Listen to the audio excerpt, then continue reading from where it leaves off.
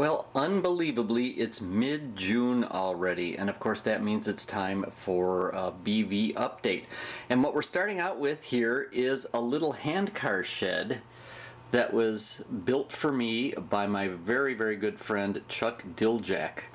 This is all scratch built. It's done in the official BV colors. It has a really nice inscription on the bottom. It's a great little structure, and it comes complete with its own little handcar. So that was a really nice surprise and something I will find a very nice spot on this layout for.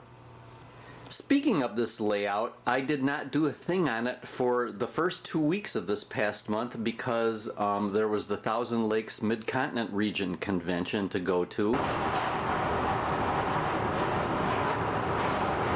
And I also did a two-part series for Model Railroader Video Plus on making asphalt streets, just like the one that you're seeing right here in Mill Creek. A couple of reasons. Number one, it makes them nice and rigid. So those of you who are interested in how I do my streets, my asphalt streets, watch for that two-part series on Model Railroader Video Plus. But then I did get my rear end gear and spent some time adding some details here, as you can see, to the static grass.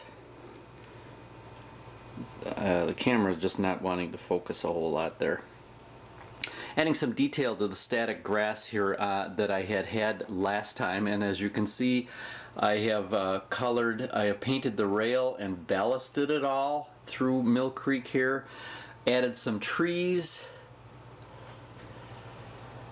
and I'm almost done with some of the details. Those of you who remember the old Bona Vista Railroad will remember this scene of the at the co-op here of the tractor salesman trying to sell a tractor to a farm couple. I did an article about that already for Tony Custer and Model Railroad Planning. This also means, though, because I've added the scenery, I've had to go back and start looking at some of the structures that are going here that were on the old layout. Right here is the creamery that I scratch built. This was featured in an article in Railroad Model Craftsman way back when, probably in 2002 or 3. But there were some pieces missing on that. I had to, if you can see the weather vane, it's not focusing on the weather vane. There, I guess that's as close as I'm gonna get. I replaced the weather vanes on the top of this.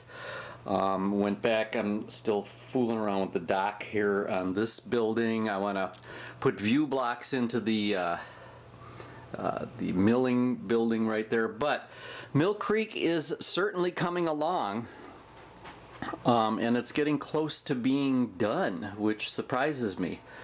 But that is what has happened in the last month, and coming up this month, we've got the National Model Railroad Association Convention coming at the end of July, so we'll be joining you here on BV Updates before that happens. So until then, until next month, thanks as always for tuning in, joining me here, and we will talk to you soon.